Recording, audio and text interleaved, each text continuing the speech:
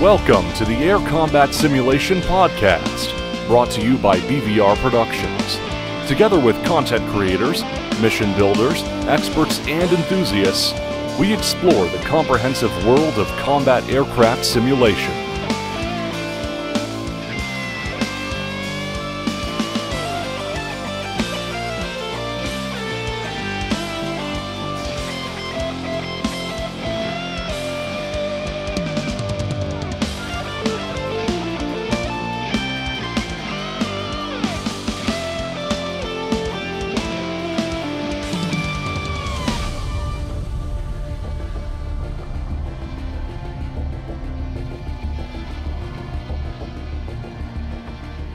All right, welcome everybody to the first episode of the Air Combat Simulation Podcast. We're creating this podcast to kind of do a round robin or round table discussion about all things air combat simulation. We're going to have different guests here and there through the episodes. Some people will join, some people will leave, but hopefully we can get a bunch of community members involved in the process and kind of make this a very community-driven podcast and get everybody's opinions on all the things happening in air combat simulation, whether it be DCS, IL-2, or maybe some things we don't know about, and we can learn about them together. So today we have a very, very large crowd. I'll go ahead and I'll just call your name out. You guys can introduce yourself and tell them where they might know you from or not know you from, and then we'll jump in. So today we have Baltic Dragon. Hello, guys. You might know me, probably know me if you do, from the third-party campaigns for DCS, and I'm also part of the Fighter Pilot podcast team. Awesome. We have Dut from the Alert 5 podcast. Hey guys, how's it going? Nice to be here. Thanks for having me. We have Red Kite. Hey, Red Kite. Hey, yeah. I mean, most of you probably know me from my YouTube stuff. It's good to be here. It'd be interesting to do this. We have Scooby. That's also known as Rob. And you probably don't know me from anywhere, but I'm glad to be here anyway. Scooby is part of the Fighter Pilot podcast team as well. And we have Sport. Hey, Sport. Hey, guys. Also here from the Alert 5 podcast. Happy to be part of this. We also have Tricker. What's going on, everybody? Tricker here from the Alert 5 podcast. Great to be here. And our guest today for our main topic of discussion, we have Vincent Jell-O Aiello from the Fighter Pilot podcast. Hey, Vincent. Indeed. Glad to be here. And Jabbers, did you tell us who you are? Oh, me? Yeah, sorry. Forgot.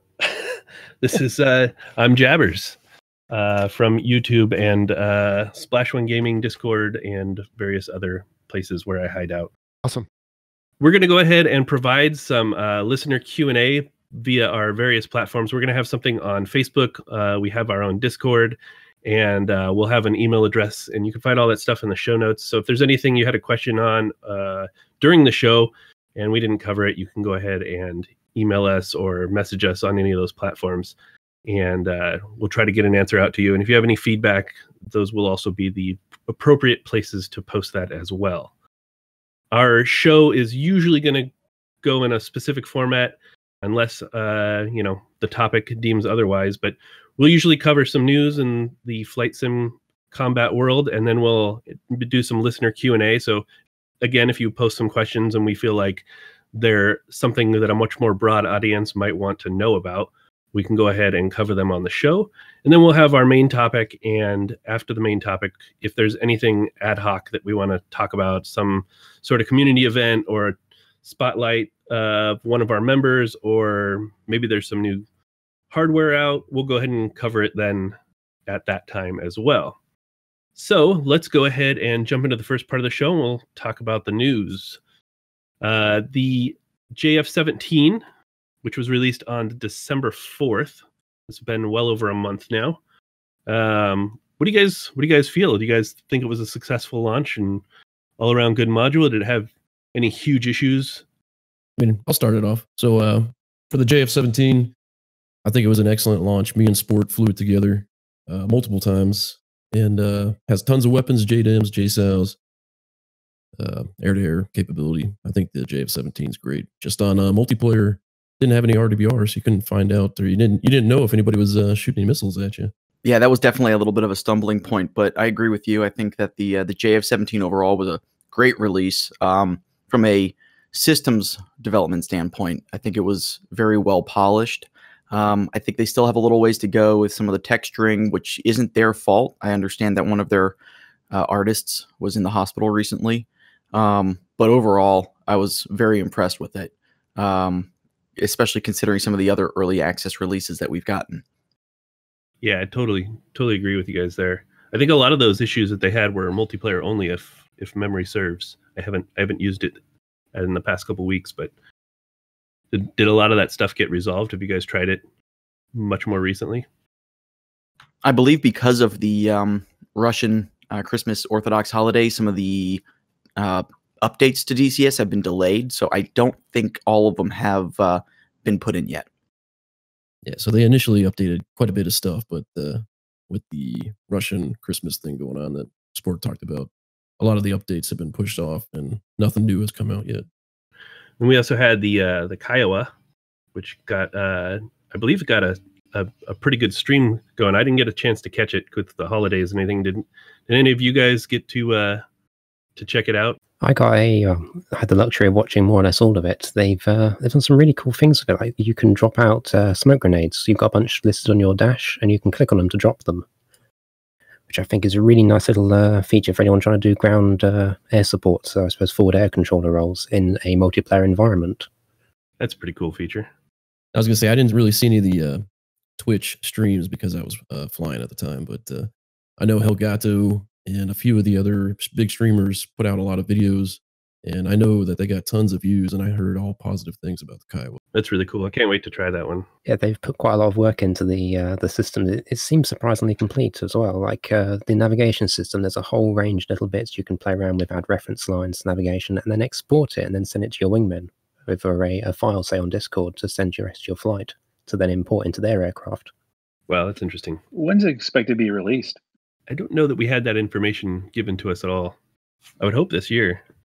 Yeah, I think that's always one of the things that's interesting to me as a relatively new person in the DCS community is always, I think there's this comment where everything is about 2 weeks. And at first I thought that was real. I really thought it was 2 weeks, and I was very excited. But that turned out not to be the case. Well, it's funny you bring that up, Rob, because I was actually thinking about that exact topic recently, and it seems that the gestation period for modules in DCS is somewhere in the 2 to 3 year mark past like initial announcement. Some developers are able to get them out a little bit quicker, but aren't maybe as well developed, and others take a little bit longer. But that seems to be a rough rule of thumb there. Yeah, what was the Tomcat? It was like 5 years, Sport?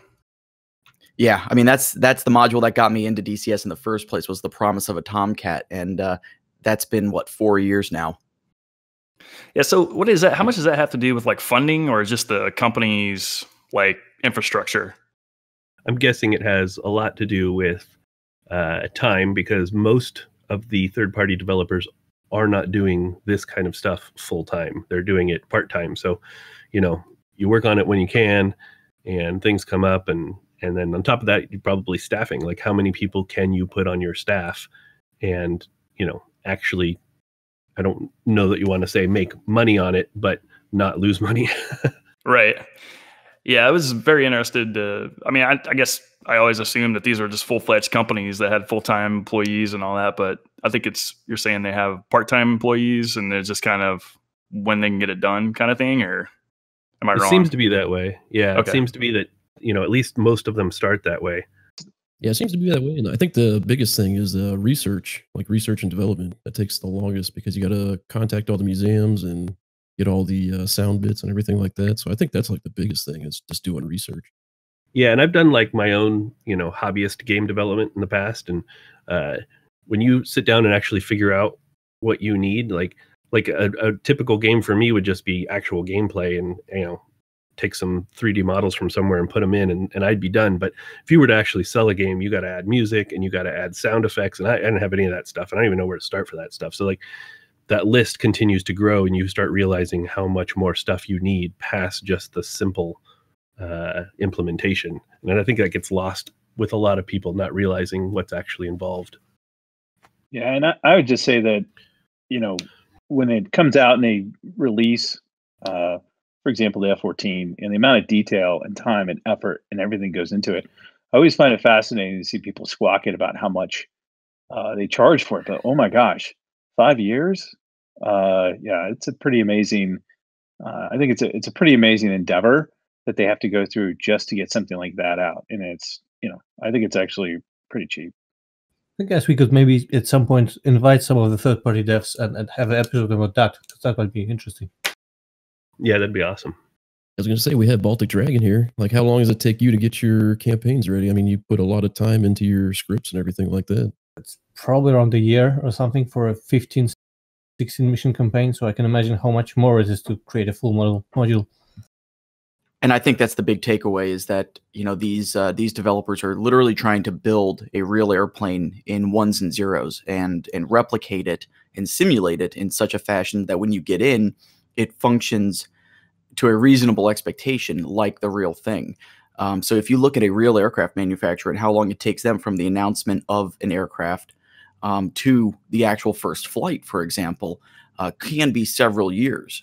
And they're bending metal and they're programming and they're doing all this other stuff. So these developers have quite a large task in front of them. So to expect anything like the Kiowa, going back to what we were just talking about, it might be a little bit of time until we actually get our hands on it. Did you just call it a Kiowa? Yeah, I was gonna. Is that French? Can you read that? Is that French? Quinoa, right? Yeah. Is that an organic helicopter? Delicious. Or I only like my helicopters vegan. That's awesome. All right, well, let's continue on here. We got a lot to cover, or at least a lot planned to cover. So the new year started off with actually two newsletters that were pretty packed with information. One of those was the Marianas Islands map. The map's supposed to be 400 by 400 kilometers, probably mostly water and all that space, but I know Guam is in there and various other islands. And I think that that might be an interesting map from a multiplayer perspective. And I actually really look forward to seeing what a lot of people come up with, because I myself can think of a few scenarios that might be really cool. I don't want to give them away just in case I want to make something myself, but do you guys have any other thoughts on that? Tricker, maybe? I thought it was a cool map, and I think I called it in one of my episodes on the Alert 5 podcast that maybe Guam was going to come out. I'm kind of curious those Jell-O's ever flown there. Actually, when I was at the weapons school in 2008, we went out there and did a Strike Fighter Advanced Readiness Program, or SFARP, for Air Wing 5 in Japan. And then 2 years later, I was in Air Wing 5, and the weapons school came out, and we did another SFARP in Guam. So yeah, good times. Very cool. Very cool. The other thing that got a big update recently was the textures for I guess the textures and the model for the A10C Warthog, right? And they announced that there's going to be a paid update as well, but not a lot of information was given on that. Do you guys have any thoughts on what we might expect to see in the upgraded version of the Warthog? So I mean, I think there's still nothing out, and they're still working on what can be added. I mean, in Ed, but Snoopy put up a pretty good list on the forums. Some of it are bug fixes that have not been addressed so far. Some of them are things that everyone would like to see, like the Scorpion helmet mounted queuing system, or laser Mavericks, guided rockets, etc., etc. But we still don't know what we can expect, really. The helmet mounted queuing system would be really cool. Especially, does it integrate with the targeting pod as well? Yeah, it does. But from what Snoopy says, that it would need another 3D model update of the cockpit, which probably is not off limits if it's a paid update.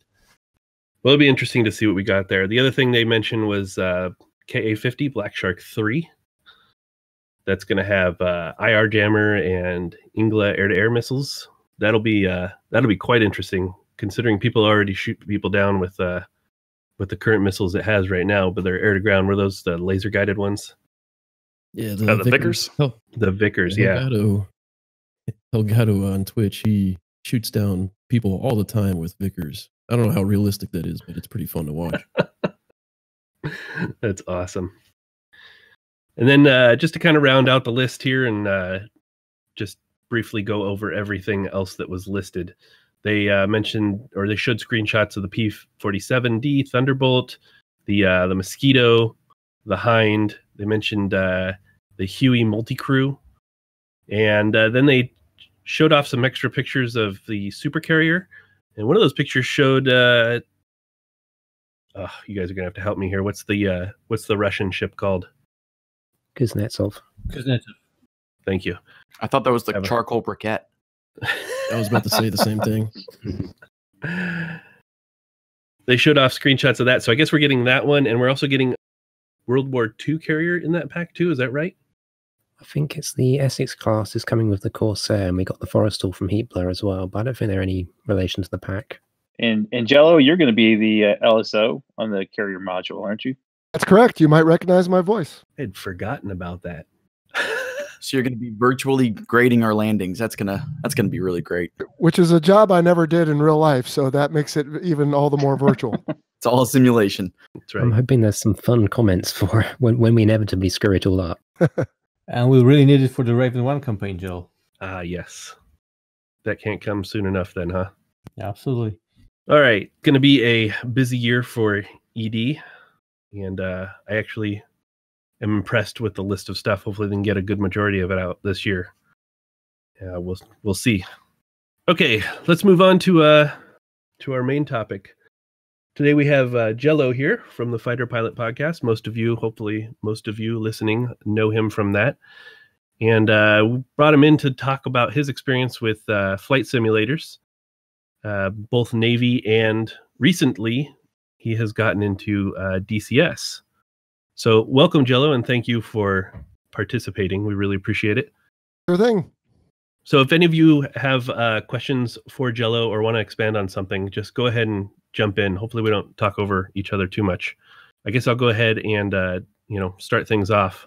In the Navy, at least in your experience in the Navy, were all the simulators that you guys used, were they all static simulators? Do you have any like full motion sims or anything less or less like the experience we can emulate today in DCS world?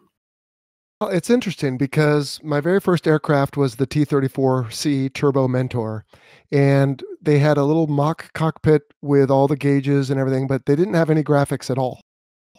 So really that was just a pure procedures trainer, instrument flying.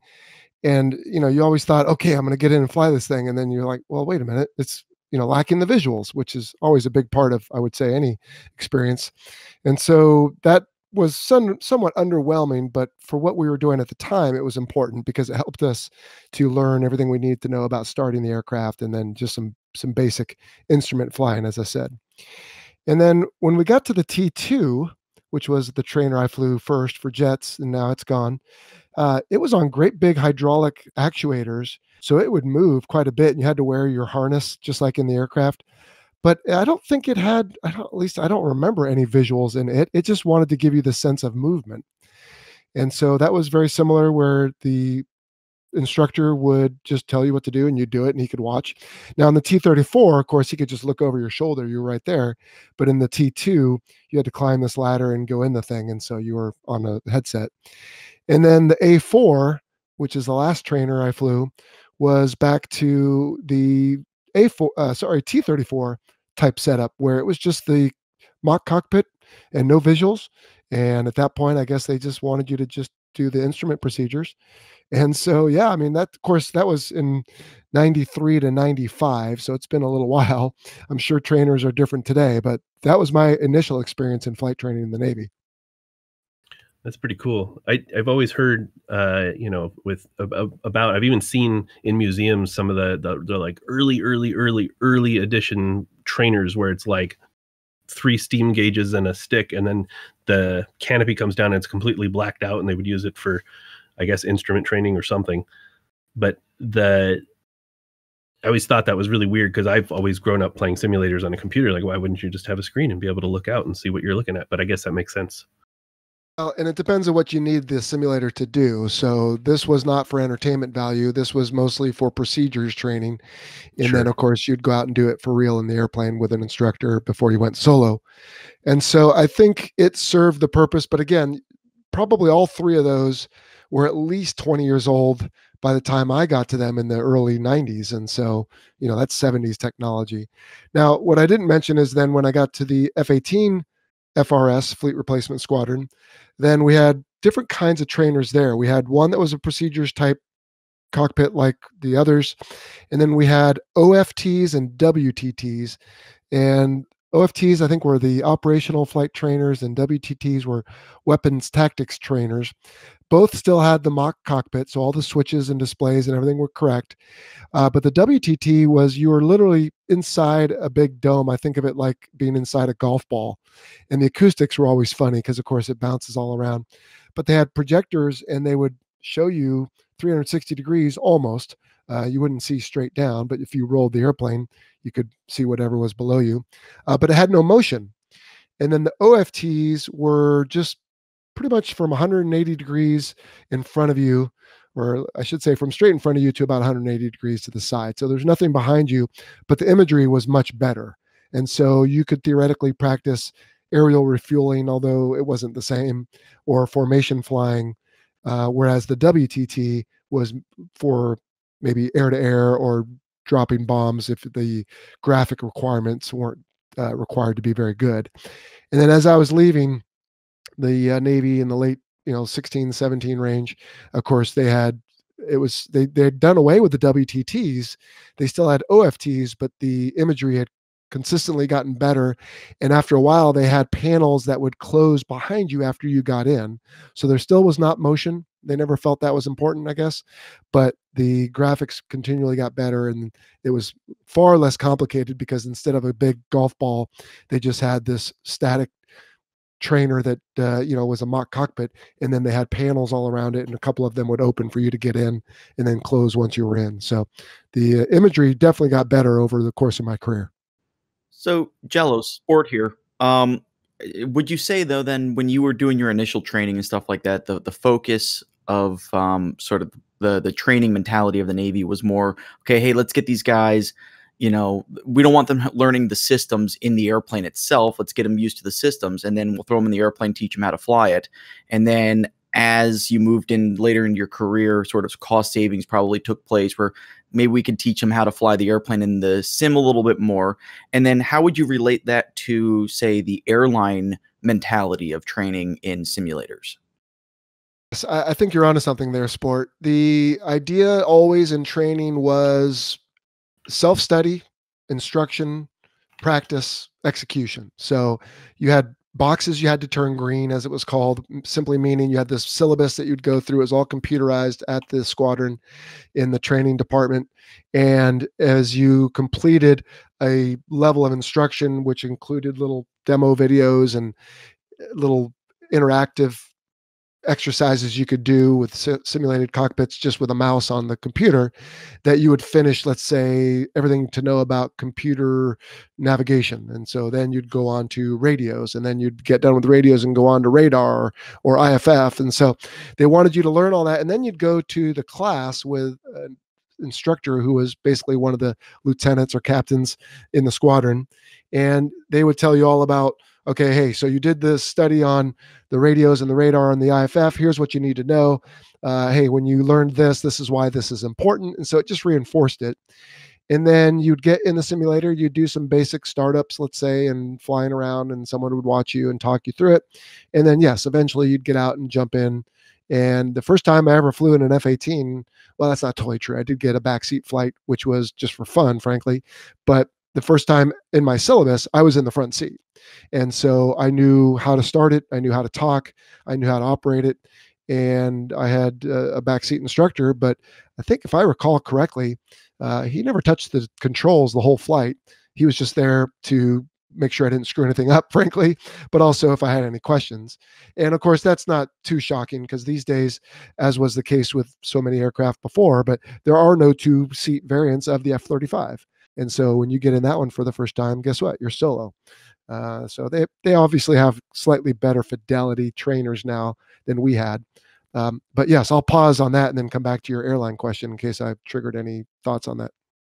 No, that makes a whole lot of sense. Sorry, Baltic, go ahead. Sorry, thanks. So, Joe, having spent some time in DCS and using the VR, how do you compare the experience from your later simulators that you did in the Navy, which were a few years back anyway, and what you can get now in your home flying DCS? How do you find it? Yes, I find that DCS is amazingly accurate and realistic, which might be the same synonym. And the procedures you can do, even though you can't flip the actual switches, the startup sequence itself can be the same, the takeoffs, a lot of that can be the same. I would say the biggest detriment to anyone who might suggest using DCS as a replacement is simply that there's not the actual switches that you can flip or turn dials or whatever, as well as the lack of feedback in the controls.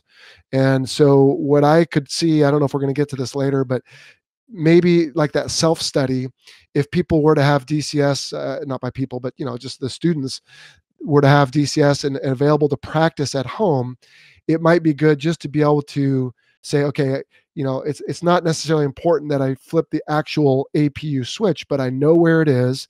And I know that it's this switch before the crank switch.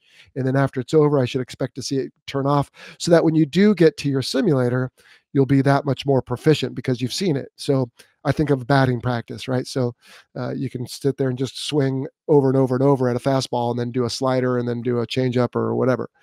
And so I think there is some value, and I definitely like how realistic it is in the visuals and the accuracy of the cockpit. But the flying itself could theoretically, I think, for a new pilot, be a little bit negative training, simply because the feel is not the same. And of course, there's no seat of the pants. But now, to be fair, all the simulators, except for the T2 that I just described, also did not have seat of the pants. But I guess they just felt that that wasn't necessary because that could be added later and it wouldn't overwhelm the students. Jell-O, Dut here. 2 questions for you. I know you're in the airlines now. So first question, when you taxi in or fly the sim of your airliner, how do you get any kind of like motion sick? Like when I'm trying to park a simulator, I always feel like I'm going to puke. Like everything's fine. We can do stalls, we can do steep turns, whatever. But when I'm trying to actually park at the gate, that's where I feel like the worst. So did you get any kind of like that from the airline sim? And also, did you get anything like that from the military style sim? I mean, there are some similarities in so much as the airliner training that I've done with my company has the cockpit mock-ups where you can sit in the actual cockpit and then there'll be an instructor there and you can flip switches and turn dials and do everything you need to do. And then at some point you go to a motion and visual simulator where you can go through the flying maneuvers and procedures and all that. And so in that regard, I found similarities between them. Yes, I never suffered any motion sickness or any issues like that in my airliner training. For historical purposes, though, I will mention that I did in my very first T-34 flight ever. I did get sick. I had to use my bag. Second one, got sick, didn't have to use the bag. Third flight, felt a little queasy. Fourth flight was fine. And then took a month off between T-34s and T2s and was a little queasy again. And all the way through my career, if I didn't fly for a while, or if I was ever in the back seat as an instructor or just going along somewhere to move a jet, let's say, and the other guy was flying, that I would still get a little queasy at times.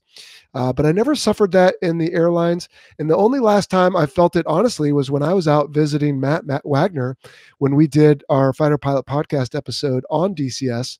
And I had on I guess it was the VR, and he tended to say it was the frame rate that was kind of throwing my eyes off. So I'll tend to stick with that because it makes me feel better.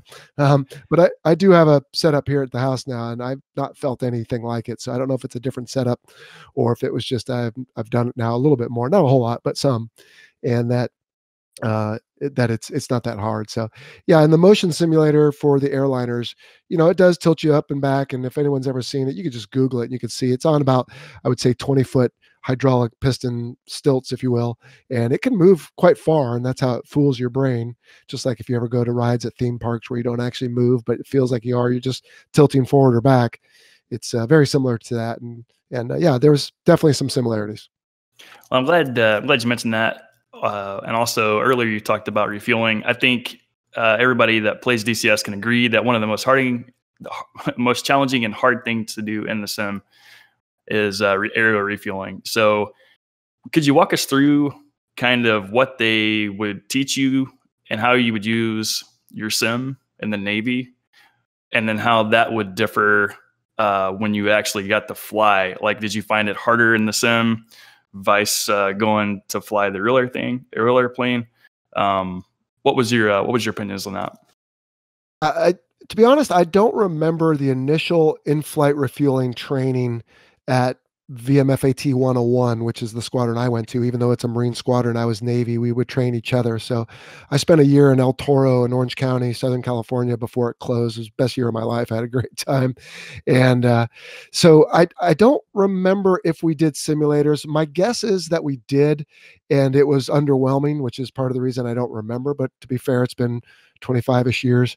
And so my guess is they would give you you turn the boxes green, you'd have a lecture, and then you'd probably have a simulator. And the simulator is mostly for the rendezvous practice and getting in position.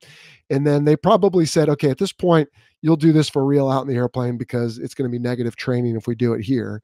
And then you would detach from the tanker and fly away, and correctly, not like was demonstrated in Japan a year ago when we had a tragedy, but often to the right and below the tanker, and then off you go. And then I do remember, though, my initial trainer flights in an actual airplane where you'd go out and do it. And at that point, of course, you're just jousting with the tanker to try to get the probe in the basket, because the Navy and Marine Corps do it differently than the Air Force. And so that can be quite colorful for people doing it for the first time. But what's valuable about that, and why I think they don't have you do it in the simulator, is you have the seat of the pants. So you have the rumble of the air over the canopy. You have the sound and closure and view of the tanker you're flying off. And you have the ability to know that when you pull up just a little bit, you can kind of feel yourself in your, again, seat of the pants going up or going down. And so it tends to make your control inputs a little more dampened at that point, because you've been flying for so long. I mean, you don't do tanking your first month in flight training ever, right? You do it after you're winged aviator and you've been going through the F-18, in my case, training for a good 4 or 5 months maybe. And so it can be a hazardous activity, because if you lip the basket and it comes back and whacks the airplane, you can damage an AOA probe, or you can damage the actual refueling probe itself, or even put a crack in your canopy, all of which are very dangerous. And so I think they just put us through the procedures in the simulator and then had us go out and do it where you have the real life feel and speed and results right there available to you. Sweet. Thanks, Jell-O. Hey, Jell-O, it's Rob. I got a quick question for you. So when you're looking at like going from a shore station, so let's say you're going to take a duty station that was non-flying, what was the process? Or did you go back in the sims to get back up to speed and get proficient in the aircraft? Yes. So if you spent, let's say, a couple, 3 years at the Pentagon or something non-flying, then they would give you there's various syllabi at the FRS depending on the student. And so when I went through VMFAT 101, I was a Cat 1, which is a winged student pilot, just got winged, and now he's learning the F-18 for the very first time. Well, let's say I were my former co-host Sunshine, who went and flew the S3 first, and he would have gone through a Cat 1 at that training squadron, but then later gets picked up for the F-18. Well, then he would come to that squadron and get a Cat 2, meaning he's already been through an FRS, but it's a different airplane. So now it's almost everything the Cat 1 does, but a little bit different. Then to your point, if I've been out of the cockpit for a while, but I need some training before I go back to the fleet, that would be a Cat 3. And then a Cat 4 is what I received when I knew the F-18 Hornet for so long, and in fact was flying it at the time. but then they decided I was going to be qualified in the Super Hornet. And so even though I was current and flying and everything else, I went over to, at that time, VFA 122 in Lemoore, and they put me through a very short, like 2 weeks syllabus of, hey, here are the differences. Here's a couple simulators, go out and fly it. I think I did one dual flight in a Super Hornet before I did a solo flight. And then they just want you to build a few hours on a couple solo flights. And then they give you a NATOPS check, as it's called, and then off you go. And so, yes, they will have different syllabi for you depending on your situation. And then they'll put you in cohorts and try to put you through together if they can. Gotcha. Thanks. So I have a follow-up to that. If it's interesting hearing you talk about getting, work back up into the airplane and whatnot, but I guess for me, when a new module in DCS comes out, one of the hardest things is knowing where to start to learn it. I kind of pull upon some of my real world experience learning different airplanes and trying to apply it.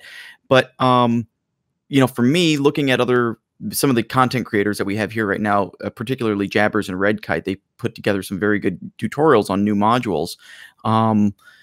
And that is helpful, but how did the Navy approach learning a new jet when you got checked out in it? Drawing from your experience in the F-18 and F-16, and then how long did that sort of period take? How long was the school, the training to learn a new aircraft? Well, it depends on where you are. So, for example, in T-34, they're taking people who've maybe never flown before, and now they have to start from scratch. And so they have to build into the syllabus a lot of time for, hey, this guy's just not getting this one maneuver, whatever it may be. It could be landings. It could be an engine out procedure for single engine aircraft. They do that quite often. And so I guess maybe the F-16 is a good example, not only because it's the newest in my mind, having just gone through it in 2013, but also because there's some expertise there that's expected. So as I have some fun on social media, not everybody understands that the Navy has F-16s, but we do. And there are 14 of them based in Fallon, Nevada, about an hour east of Reno. And when they first got F-16s this time, and I say that deliberately because the Navy had F-16Ns back in the 80s, and then they went away in the early 90s, and they were without F-16s until 2002. And from 2002 until, I don't know, a few years, they would rely on the Air Force to train them. And then at some point, the Navy and Marine Corps up in Fallon said, hey, we can do this ourselves. It'll be a lot easier, cheaper, etc. And so they created the syllabus. They got their own simulator, and they had instructors that were proficient enough that they frankly were just students maybe 2 years before, but now they've been flying it enough that they can turn around and instruct. And so that what happens is when I'll just give you my own experience. When I arrived in Fallon for the second time, this was in early 2013. I was there in 2000 to 2002, way back when. And what they decided was who's going to go through. And so I was selected. And so they said, okay, so here's what you need to do. You need to do some self-study. And really what you're doing there is you're learning systems. So hydraulics, flight controls, engines, survival systems, and I'm probably missing a whole bunch. And then at some point, you will have some lectures similar to what I described before. And then you'll have a handful of simulators where you will actually, no kidding, start the thing, taxi it around, fly it, and then, have you go through some maneuvers, and then you come back. And I want to say there was maybe 10, 20 hours, probably not quite 20 hours of self-study, but maybe 10 hours of self-study, and then a week of academics where you're in lectures pretty much all day with breaks and lunch, and then a week of simulators, and then a couple weeks of flying. And of course, the flying syllabus is at the whims of if the F-16s are needed for other missions and what the weather is doing, etc. Of course, the time of year, because if it's winter, then the days are shorter, so you can't get as many flights in with the same jets. They only have 4 two-seat Bs, of which maybe only 2 at any one time are up. And so theoretically, if you started January 1st in the syllabus, you should be done and ready to go by the middle of March. February, so about 6 weeks later. And then what they want you to do is they want you to fly in the F-16 as an adversary in whether it's Top Gun or Air Wing or whatever missions there in Fallon. And then once you have built up enough hours, I think it was about 25 total hours, Then they would come back and put you through the BFM syllabus. So they didn't want you dogfighting until you had a few more hours. And so once you got through the dogfighting syllabus, then you were considered full up. You could do anything there was to do in the F-16. And then at some point, if you had over 100 hours, then you might get a post-maintenance check flight qualification so that you could help maintenance. And then after about 125 hours or so, then they might ask you to be an instructor, and you would turn around and instruct the guys behind you. And I'll tell you, that part was kind of interesting because you knew it reasonably well, but not super well. And so it required you to get back in the books, which is always a good thing. And so they had, to answer your question more abbreviated here, they had a defined syllabus for these are the things you're going to learn. This is the lockstep you're going to go through. And then here's the end state is you'll be at this point, and then you come back, do some BFM, and then you're done. And then at some point we'll invite you back to be an instructor. Very cool. So question for you on your training from F-18 to F-16. I've been acquiring a lot of different flight sticks and things over the years. And one of the things that I just acquired is a company called Real Simulator. I think they're out of Spain, it's called an FSSB, so force sensing stick base. It's basically the equivalent of what you would use or have in the F-16. So it's completely force sensing and there's no moving part. When you moved from so many hours on the F-18 over to the F-16, did that stick cause you any trouble, or was it pretty natural, or did it take you a while to get used to? How was that transition? It was not difficult. And it's an interesting situation because everybody asks that question. And by everybody, I simply mean all the young students that are relatively young are going to go through the syllabus after, at least 1,000 hours generally in F-18s, that they would all have that very same question. And the answer that I gave, which was the answer was given to me, which is true, is, yeah, you'll get used to it, which sounds very non-committal and a little bit of a wave off, but the truth is at that point, the people that are going through this have done all the flight training. So a couple 100 hours there, plus a whole fleet tour of 3 years. So that's at least one deployment, maybe two on a carrier, and then probably close to 1,000 hours, hopefully in an F-18, let's say. And then they've been at the Fallon base for a couple months and they're still flying there. And so it's, I guess, I don't really know how to answer it from a physiological, mental point of view, other than that a stick does certain things. And so you just have to reprogram yourself. And so by the time you've studied it for a week on your own, and then sat through a week of lectures and then a week of simulators, by the time I got in the jet, I honestly don't remember it being a big deal, even on the first flight. And again, I remember my instructor, Pat Blair, is a good friend of mine. I flew the whole flight, single engine, first time F-16. And I think he might have taken the controls once to demo the high altitude engine loss, simulated flame out thing that we do, just because I wasn't quite getting that. But from the point of view of, had he not been there, I could have flown the thing. And I think the biggest change for me was later in BFM. You have a feeling in the F-18 like, okay, the stick is this far back. I bet you I'm almost to the end. Oh, yep, there it is. You hit the stop, and then you have an idea, if you don't already hear the angle of attack tone screaming at you. In the F-16, I found that in BFM, I would be against the stop because the F-16 and the Block 15s we flew, the stick did, the stick of the F-16 Block 15s, it did move a little bit, but not very much. It was just maybe a quarter of an inch, and then it would stop. And I found myself almost breaking the dang thing off because I just wanted more. And part of that was the fact that the F-16 will take you to about 25 units of AOA and it's done. It doesn't matter how hard you pull. And that was hard for me to get used to. So I found it more difficult to get used to changing how I fought the F-16 than how I flew it. I found that came fairly naturally. And the only other difference was after a month of flying nothing but the F-16, I found that when I got back in the F-18, I had already subconsciously reached over to the right when I wasn't looking, trying to find the stick. And I said, oh yeah, it's between my knees.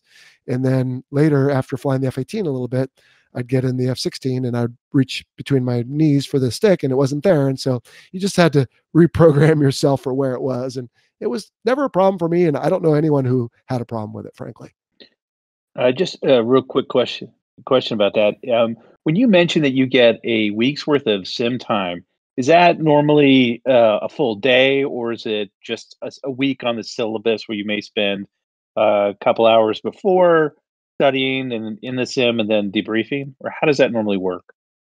It's more like the second thing, because you'll go through a class with maybe 6 or 8 folks.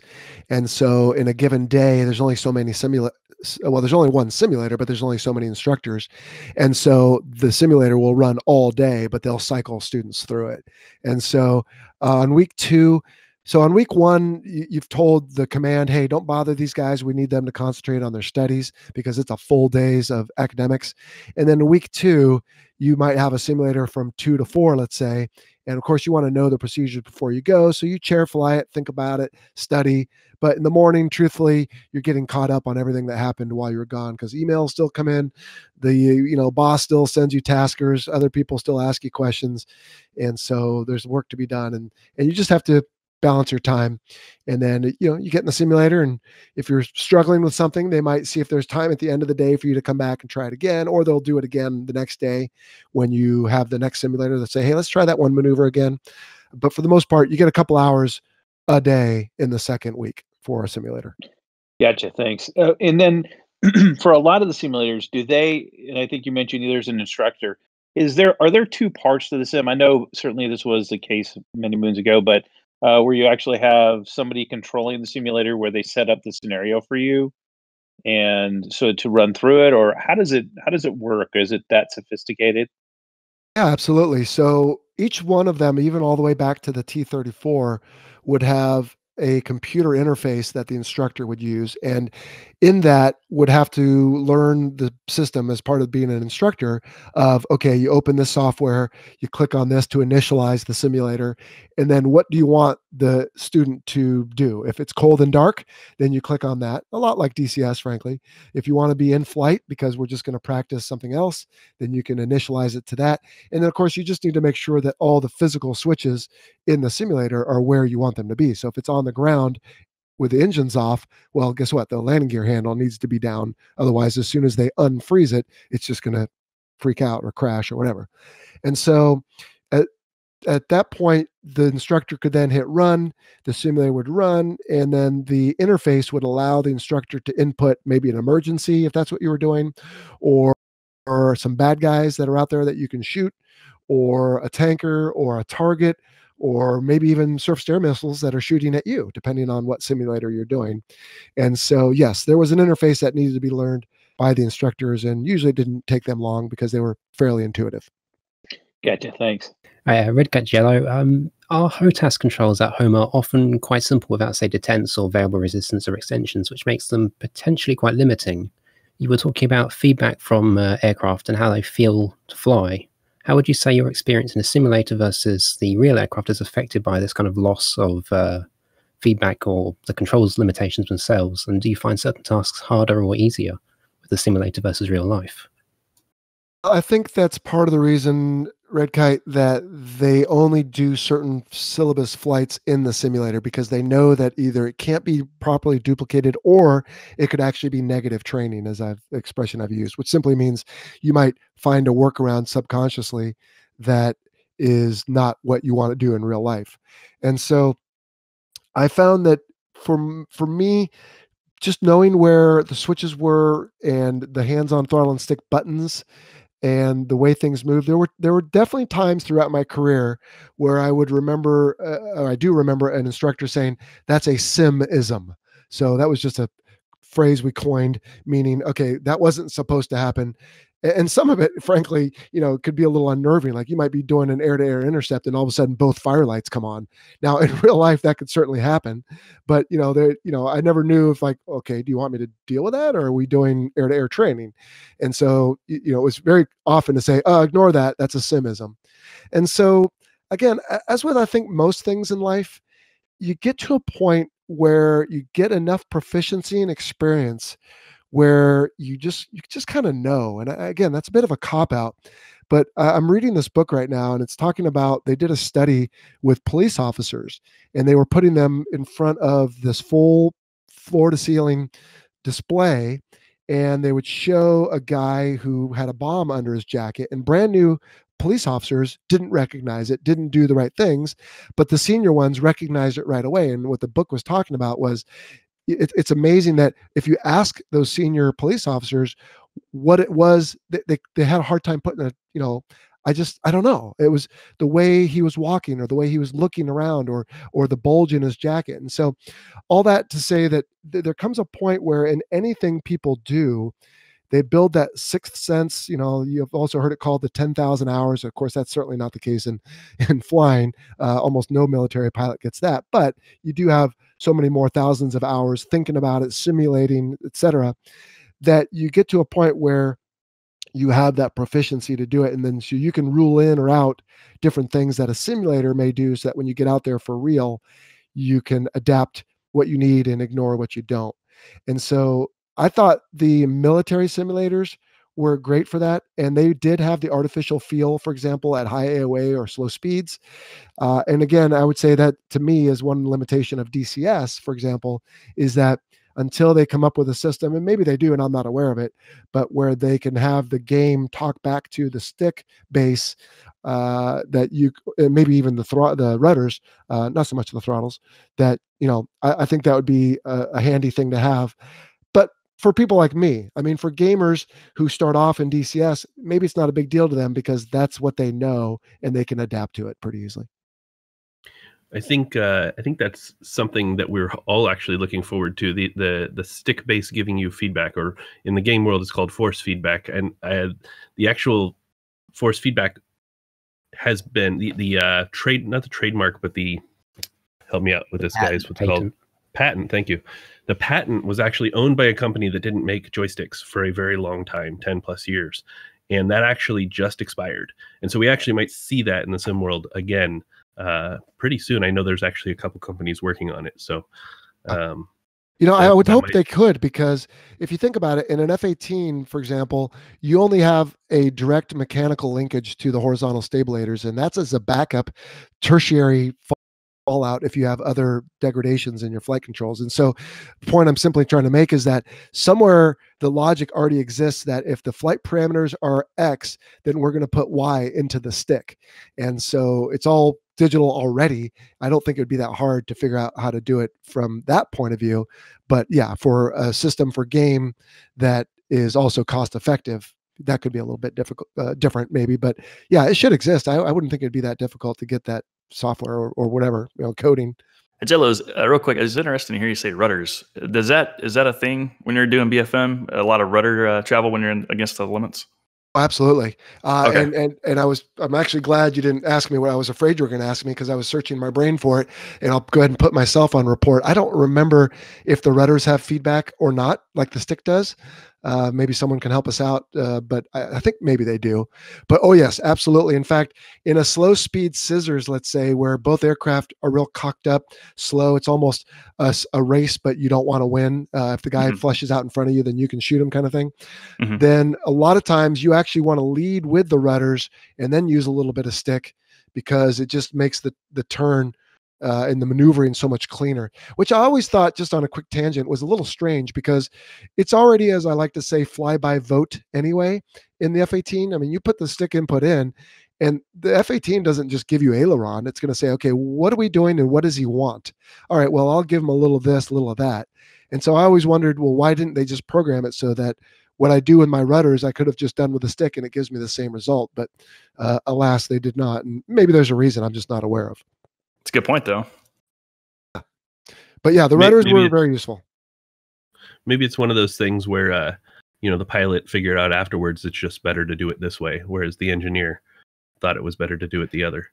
So rumor has it that when they were developing the Airbus, which is the plane that Tricker and I fly, that they could have just put a Rio stick, or a rheostat, a light switch in your house when you gently want to turn the lights up or off or whatever. But they're like, you could just see the flight engineers or the pilots going, this will never work. We're not going. You can't use light switches for thrust levers. Yeah. Well, you got to have a pilot feel like a pilot, at least while there are still pilots. After a while, I guess it won't matter. Absolutely. So most of us, I think pretty much all of us, have at least played DCS for over a year. I myself, it's been 4 or 5 years now. maybe some of you guys a little bit longer. But one of the things I always struggle with when making YouTube content in general is that beginner aspect. I have not been a beginner for 4 to 5 years now. And so, I hear people say, oh, you should do an episode on this. I'm like, well, that's easy. I just do this. And it's kind of something that's, second nature to me almost all the time. So now that you've kind of gotten your feet wet into DCS, do you have anything that maybe the community could do better in providing helpful resources or information on things that maybe you got stuck with, or things that you don't quite understand, or anything related to that in DCS world? First off, I would say I don't know that my whole foot is wet. I think it's still the tip of my toe that I've dipped in. I'm still trying to build in the time to be able to explore it enough to be able to answer that question. Just for example, even knowing which controls on my keyboard will allow me to do what in the airplane, because I know from over 3,000 hours in an F-18 what switch does what in the jet. But I was trying to figure out, for example, when I first got it, all right, well, how do I put the landing gear down? And I finally realized, well, wait, what if I just take the mouse and put it over on the landing gear and click it down? And it worked. So I think this could be maybe part of the show, is that we could, on a parallel universe, if you will, kind of watch my progression through as I learn more about this and what things maybe are missing. But to your point, obviously a lot of that I already have the benefit of understanding. So we almost need like someone who's brand new to all of this that we could shadow through to help answer that question. But no, I'm just getting going, and I haven't really even explored where information is, although I do know from interactions with you previously, Jabbers, that I know you've got some videos out there. I know Matt Wagner's got some as well. And so if I wanted to know, for example, how to start the F-18, then I'm sure a quick Google or YouTube search would probably present several of those. And yeah, would it be nice if someone had, and maybe it exists and I just don't know, hey, new to F-18 DCS, start here. And then it would just kind of take you through a syllabus kind of thing. But lacking that, I think whatever a person wants, the internet these days is so good. I'm guessing a quick search could probably present the information. Yeah, most people aren't going to have Jabbers and Matt Wagner on speed dial. Well, true, but they have them on YouTube. Yeah. But I do like that idea. I think that'd be a lot of fun to sort of the DCS education of Jell-O. Maybe so.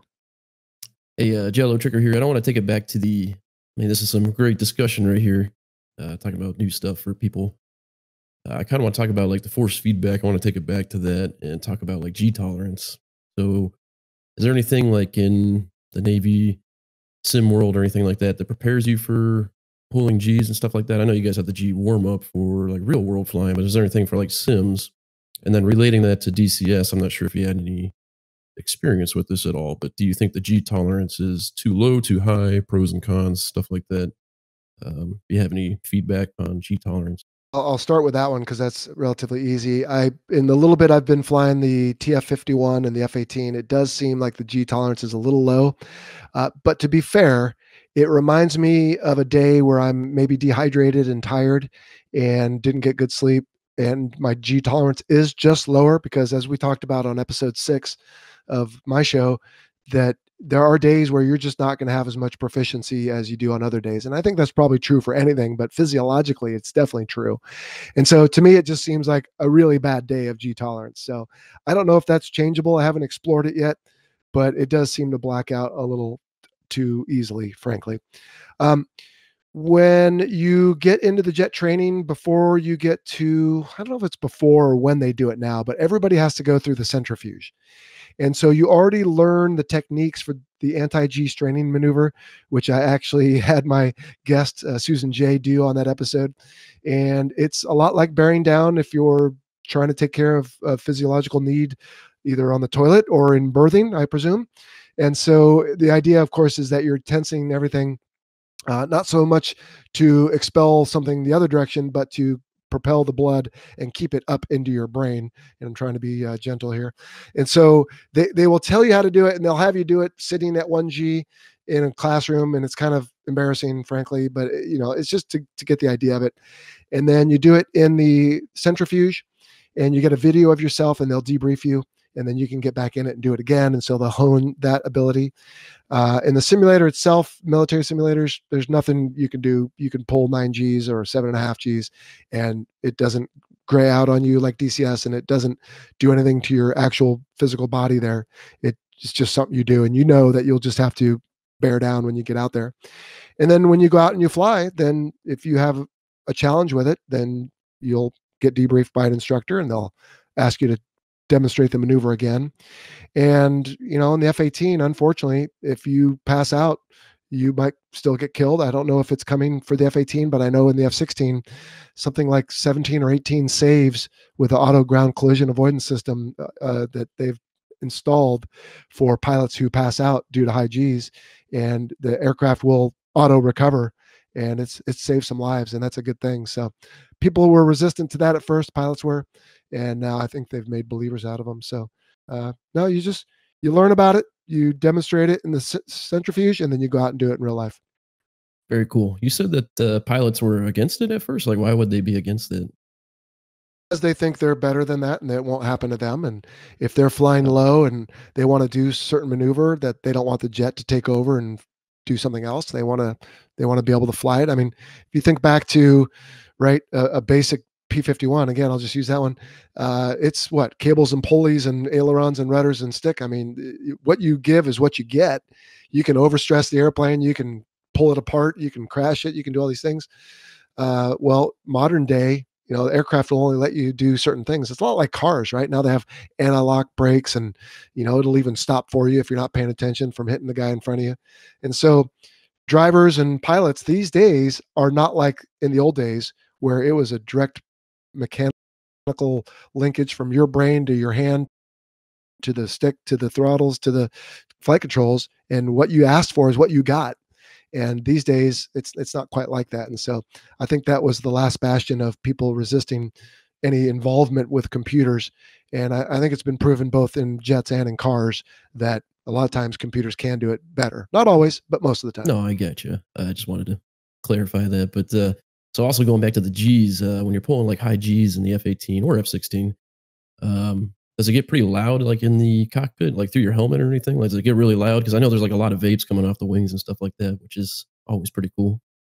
Not always. I mean, if you're at 500 knots and you're going to pull max G, you're going to bleed your airspeed down, but it's the noise is really a function of the airspeed going by. So you might already be pretty fast, and so you've got the noise from that. As you slow down, then it may actually theoretically get a little quieter. But as you get to higher angles of attack, then a lot of the airflow separation off the airframe itself and the wings can cause a bit of rumble, and that can add some airframe noise back into it. So the noise seems to be a function of speed and angle of attack, and it's probably quietest in the mid ranges there, right around corner speed, where you're not going as fast as you might otherwise be, but you don't also have quite as much airflow separation over the airframe. Very cool. Thanks for answering that. No worries. Jell-O, do you find yourself accidentally using the hick maneuver when you play DCS? Well, no, but two things. Number one, I haven't done a whole lot of G pulling yet. But number two, what was the second thing? Yeah, mostly I just haven't been pulling a lot of G's. I've been trying to land on the carrier, which I've found is not much better than I used to be before anyway. And I haven't had another aircraft out there I've tried to fight yet, but no, I don't think so. Maybe we'll have to make that happen. Well, awesome. This has been really cool. Does anybody else have anything else to ask? I was just going to ask a quick question. I know that the good folks over at Thrustmaster were nice enough to send you some of the gear. Has that been helpful in getting to play DCS? Was that a good bridge? My gosh, yes. Frankly, I think if I had to start from scratch on my own, the level of effort might have overwhelmed me. But lo and behold, things started showing up at my door, and now I'm proud to say I've got the throttles. I think it's the A10 throttles, but they're adaptable. Then I got the A10 Warthog base, and then the F-18 stick that showed up with it, as well as the rudder pedals, as we talked about. and it's great to fly. I actually do enjoy it. I'm kind of surprised at myself. I didn't know that I would so much, but it's fun. And the good news is we had everyone over for Thanksgiving. We had to celebrate a day early because I had to fly on Thanksgiving, unfortunately. But I was able to get my brother in there, who's always been a big fan of my career, and he loved it. I've had him in the military simulators before, so he really enjoyed it. And my 12-year-old actually really enjoys it as well. So it's a lot of fun. And who knows? I mean, in the grand scheme of things, my youngest child there, the 12-year-old, who enjoys flying it, both the TF-51 and the F-18, none of my three sons have ever particularly been overwhelmed with aviation. I know some kids are absolutely cuckoo for it. And I always attribute it to the fact that they grew up around it. So for them, it wasn't quite as exquisite or exclusive. They came out and walked me to my jet many a times when they were just wee lads. And so I don't think for them it's as big a deal, but the fact that my youngest enjoys the flying of it, who knows, maybe one of them yet will follow my footsteps. I think that's one of the really cool aspects of where the simulator world is now, especially given that we have, VR, and it's relatively easy to come by as opposed to what it was just 5 years ago. I've had people over to my house and say, "Hey, check this out," and throw the VR headset on, and the expression and awe on the faces is totally worth all of it. Yeah, for sure. And the equipment is so good. It really does feel like, we did a stick review on YouTube on our channel of the Thrustmaster stick. And I know I'm not the first one to do it, but I just wanted to throw out there a few comments on Thrustmaster, how well they got so many of the points and adapted it as they had to for the game. But otherwise, it feels just like the stick I spent over 3,000 hours holding in flight. And so, yeah, I'm really impressed with their quality and their workmanship and everything they do, and look forward to what else they might put out in the future. Very cool. All right. Well, unless any of you guys have anything else to add or ask, I think that's pretty much it for us. Cool. Hey, Jabbers, just a question for you. You touched on it at the beginning, but for those who show back up for episode 2 and beyond, what else can they expect to hear about? I mean, I was glad to be here today, but who do you think would be some future guests coming on the show in the future? I know we have talked to Chuck Owl from Chuck's Guides to come on and explain what he does and how he does it and anything else he wants to add. I know that we're going to have our very own BD, Baltic Dragon, do some episodes about mission making, and maybe we can get some other mission makers on to discuss that with him. And I don't know, anybody else have anything they want to hear about? It would be really cool feedback to hear. Yeah, I'll throw out there for you that a friend of mine who just retired from the Navy was the lead simulator overseer in Lemoore before he retired, and so I assume that meant the F-35 as well. And so he asked me for a letter of recommendation from the airline, so maybe I can cash in the favor and see if he'd be willing to come on the show and talk about the latest and greatest, because my information I provided today is dated by a little bit, so maybe he can talk about where F-35 sims are and what's coming in the future. That'd be cool. That would be really, really cool. But you'll have to get him into the DCS first, Jell-O, so he can good point. Well, Jabbers, just want to say thank you for having us. I can speak for myself, but the Alert 5 podcast really appreciates being a part of this as well. Absolutely. I'm glad you guys could join in, and we really appreciate it. And we, like we said in the beginning, I really want this to become a community-driven thing, not so much about me or anybody else here, but we get the community involved. Well, we'll have to find some YouTubers and some time, and other various, like we said, we're going to get Chuck in here. Maybe he can be panel member 2 on a future episode, and we'll just kind of turn this into something that the community is completely involved in, as opposed to just me talking or whatever. Almost a podcast Discord in a sense, huh? Like a running commentary and conversation. Exactly. Well, let me know if I can help again. Oh, we'll bring you back. And just one note, in case I do know, if I recall correctly, that the Fighter Pilot Podcast has its own DCS server put up a while back. So I believe that's still working, but I think that's open to the public. Yes, it is. And I got to make some changes. I've been with the holidays and everything. I've been slacking, but we're gonna throw up. There's been a few requests on the Fighter Pilot Podcast Discord to add a new tanker, and I don't even think I added the JF-17. I've been so busy, but we'll get those on there, and we'll get some of the requests that people have put out there in the server, and make it better as we go. Fantastic. All right. Well, thank you all, and we'll catch you guys on the next episode, and hopefully we can get a lot of you guys back in future episodes. Thanks, Jabbers. Yep. Thanks, guys. Appreciate Thanks, it. Jabbers. Yeah, cheers. Thanks a lot. All right. See you guys later.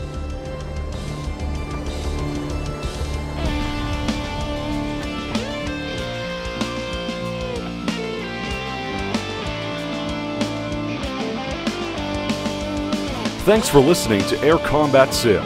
Don't forget to subscribe or tell a friend about it. You have a question, idea for an episode, or a special guest you'd like us to invite?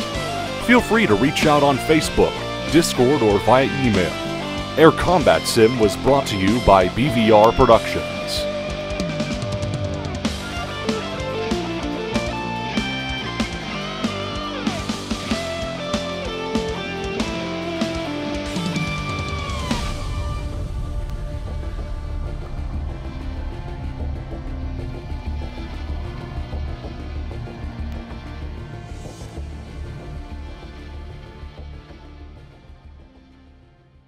So basically, the show outline, so to speak, will be. I guess we're gonna skip that. Sorry. Okay. Sorry. I lost my place. We're not even that far along. So it's gonna go really well. Don't worry, man. We all have to start this once, and this is the hardest time. Thank you. You should have seen our first time. What was it? It was like now, Go. go.